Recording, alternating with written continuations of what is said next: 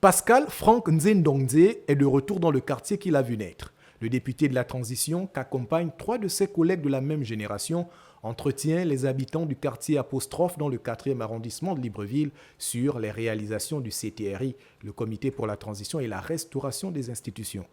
Nous pouvons le constater avec les routes, la route dans laquelle nous nous retrouvons.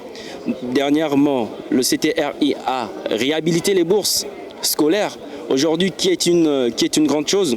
En ce qui concerne la durée de la transition, le député appelle ses concitoyens à soutenir le prolongement de celle-ci afin de maintenir et de renforcer la dynamique pragmatique dans la conduite des affaires publiques impulsée par le CTRI. Ne mettons pas la charrue avant les bœufs.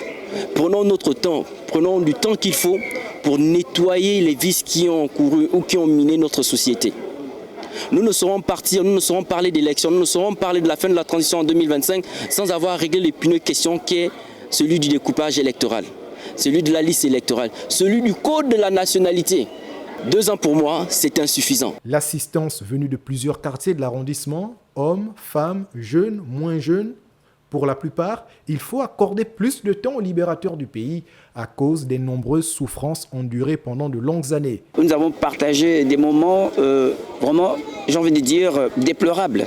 Et qu'aujourd'hui, la jeunesse dit être confiante et souhaite soutenir le président de la transition et convenir avec ses actions. On ne peut pas tuer aujourd'hui, dépecer aujourd'hui, préparer et faire la selle.